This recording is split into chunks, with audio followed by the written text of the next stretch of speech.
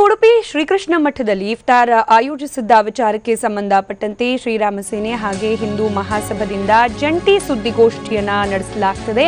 ಮಂಗಳೂರಿನಲ್ಲಿ ಜಂಟಿ ಸುದ್ದಿಗೋಷ್ಠಿ ನಡೀತಾ ಇದ್ದು, ಪೇಜಾವರ ಶ್ರೀಗಳ ವಿರುದ್ಧ ಈ ಸಂದರ್ಭದಲ್ಲಿ ಸಂಘಟನೆ ಮುಖಂಡರು ಕಿಡಿಕಾರ್ತಿದ್ದಾರೆ.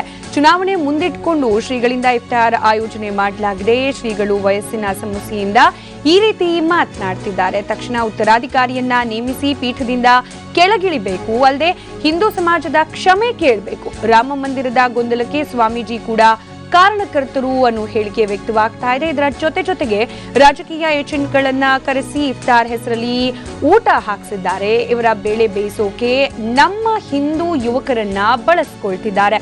ನಮ್ಮಂತವರಲ್ಲಿ ವಿಷಬೀಜ ಬಿತ್ತಿ ಈಗ ಅವರು ಸೌಹಾರ್ದತೆ ಅಂತಿದ್ದಾರೆ ಅಂತ ಹೇಳಿ ಶ್ರೀಗಳ ವಿರುದ್ಧ ಪ್ರವೀಣ್ ವಾಲ್ಕೆ, ಧರ್ಮೇಂದ್ರ ಪ್ರವೀಣ್ ವಾಲ್ಕೆ ಸೇರಿದಂತೆ ಶ್ರೀರಾಮ ಸೇನೆಯ ರಾಜ್ಯ ಪ್ರಧಾನ ಕಾರ್ಯದರ್ಶಿ ಧರ್ಮೇಂದ್ರ ಹೀಗೆ ಅನೇಕರು ಹಿಂದೂ ಮುಖಂಡರು ಇವತ್ತು ಪತ್ರಿಕಾಗೋಷ್ಠಿಯನ್ನ ನಡೆಸಲಾಗ್ತಾ ಇದೆ. ಈ ಸಂದರ್ಭದಲ್ಲಿ ಶ್ರೀಗಳ ವಿರುದ್ಧ ಕಿಡಿಕಾರ್ತಿದ್ದಾರೆ.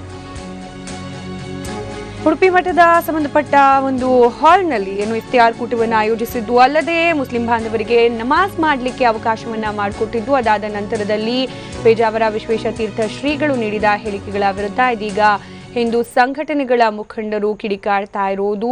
ಚುನಾವಣೆಯನ್ನ ಮುಂದಿಟ್ಕೊಂಡು ಈ ರೀತಿಯಾಗಿ ಮಾಡಲಾಗ್ತಾ ಇದೆ. ತಮ್ಮ ಬೇಳೆಕಾಳನ್ನ ಬೇಯಿಸಿಕೊಳ್ಳೋಕೆ ಹಿಂದೂ ಹುಡುಗರನ್ನ ಬಳಕೆ ಮಾಡ್ಕೊಳ್ತಿದ್ದಾರೆ. ಅಲ್ಲದೆ ಅವರು ವಯಸ್ಸಿನ ಸಮಸ್ಯೆಯನ್ನ ಎದುರಿಸ್ತಿದ್ದಾರೆ. ಹೀಗಾಗಿ ತಕ್ಷಣ ಅವರು ಪೀಠದಿಂದ ಕೆಳಗಿಳಿದು ಉತ್ತರಾಧಿಕಾರಿಯನ್ನ ನೇಮಿಸಬೇಕು ಅನ್ನೋ ರೀತಿಯ ಆಕ್ರೋಶದ ಮಾತುಗಳನ್ನ ಇದೀಗ ಹಿಂದೂ ಸಂಘಟನೆಗಳ ಮುಖಂಡರು ವ್ಯಕ್ತಪಡಿಸ್ತಾ ಇರೋದು. ಇವತ್ತು ಇದೇ ವಿಚಾರಕ್ಕೆ ಸಂಬಂಧಪಟ್ಟಂತೆ ಜಂಟಿ ಸುದ್ದಿಗೋಷ್ಠಿಯನ್ನ ಕೂಡ ನಡೆಸ್ತಿದ್ದಾರೆ. ಬಗ್ಗೆ ಮತ್ತಷ್ಟು ಡೀಟೇಲ್ಸ್ ಕೊಡ್ತಾರೆ ನಮ್ಮ ಪ್ರತಿನಿಧಿ ಪೃಥ್ವಿರಾಜ್.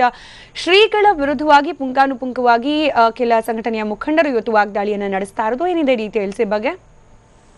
ಸ್ಮಿತಾ, ಏನು ಉಡುಪಿಯ ಕೃಷ್ಣ ಮಠದಲ್ಲಿ ಸದ್ಯಕ್ಕೆ ನಡೆದಿರುವಂತಹ ಇಫ್ತಿಯಾರ್ ಕೂಡ ಆಯೋಜಿಸಲಾಗಿತ್ತು. ಮತ್ತೆ ಅದೇ ರೀತಿ ನಮಾಜ್ಗೆ ಕೂಡ ಅವಕಾಶ ಮಾಡಿಕೊಡ್ಲಾಗಿತ್ತು. ಈ ವಿಷಯ ಈಗ ರಾಜ್ಯಾದ್ಯಂತ ಚರ್ಚೆಗೆ ಗ್ರಾಸವಾಗಿರು. ಅದೇ ರೀತಿ ಇವತ್ತು ಕೂಡ ಮಂಗಳೂರಿನಲ್ಲಿ ಶ್ರೀರಾಮ ಸೇನೆ ಮತ್ತು ಹಿಂದೂ ಮಹಾಸಭಾ ಜಂಟಿ ಪತ್ರಿಕಾಗೋಷ್ಠಿಯನ್ನ ನಡೆಸಿದ್ರು. ಈ ವೇಳೆ ಎರಡೂ ಸಂಘಟನೆಯ ನಾಯಕರುಗಳು ಪುಂಖಾನುಪುಂಖವಾಗಿ ಈ ಒಂದು ವಾಗ್ದಾಳಿಯನ್ನ ನಡೆಸಿರೋಂಥದ್ದು.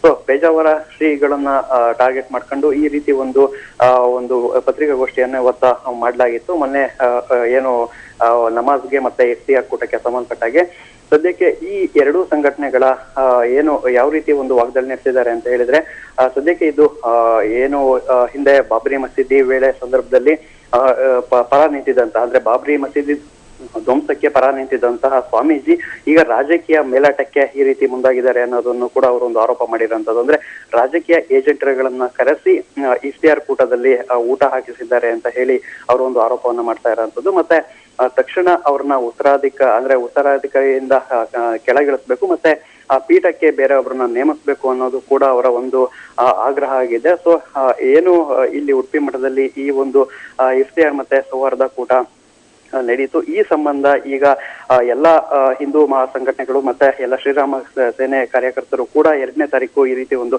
ಪ್ರೊಟೆಸ್ಟ್ ಅನ್ನು ಮತ್ತೆ ವಿರೋಧಿಸಿ ಒಂದು ಬೃಹತ್ ಪ್ರತಿಭಟನೆಯನ್ನ ಮಾಡ್ತೀವಿ ಅಂತ ಕೂಡ ಹೇಳಿದ್ರು. ಅದೇ ರೀತಿ ಹಿಂದೂ ಯುವಕರನ್ನ ಇವರ ಬೇಳೆಕಾಳು ಬೇಯಿಸ್ಕೊಳ್ಳಿಕ್ಕೆ ಬಳಸ್ಕೊಳ್ತಾ ಇದ್ದಾರೆ. ಈ ಎಲ್ಲ ಅಂತ ಹಿಂದೂ ಯುವಕರಲ್ಲಿ ಒಂದು ವಿಷ ಬೀಜ ಬಿತ್ತುತ್ತಾ ಇದ್ದಾರೆ ಅನ್ನೋ ಒಂದು ಆರೋಪವನ್ನು ಕೂಡ ಮಾಡಿದ್ರು. ಹಾಗೆ ಅವರು ಮಸೀದಿಯಲ್ಲಿ ಹನುಮಾನ್ ಚಾಲೀಸ ಪಠಣಕ್ಕೆ ಶ್ರೀಗಳು ಅವಕಾಶ ಮಾಡಿಸಿಕೊಡ್ಲಿ, ಅಂದ್ರೆ ಮಸೀದಿಗಳಲ್ಲಿ ನಮ್ಮ ಹನುಮಾನ್ ಚಾಲೀಸವನ್ನು ಪಠಣ ಮಾಡ್ಲಿಕ್ಕೆ ಇವರು ನೋಡೋಣ ಮಧ್ಯಾಹ್ನ ನಿಂತ್ಕೊಂಡು ಆ ಒಂದು ಮಸೀದಿಗಳಲ್ಲಿ ಅವಕಾಶ ಮಾಡಿಕೊಡ್ಲಿ, ಇವರಿಗೆ ಆದ್ರೆ ಆ ಕೆಲಸವನ್ನ ಮಾಡ್ಲಿ ಅನ್ನೋದನ್ನ ಕೂಡ ಇವರು ಹೇಳಿದ್ರು. ಅದೇ ರೀತಿ ಈ ಒಂದು ಎಲ್ಲಾ ವಾಗ್ದಾಳಿಗಳನ್ನ ಎರಡೂ ಸಂಘಟನೆಯವರು ಸೇರಿ ಮಾಡಿರೋ ಅಂತದ್ದು. ಧನ್ಯವಾದ ಪೃಥ್ವಿರಾಜ್ ಮಾಹಿತಿಗಾಗಿ.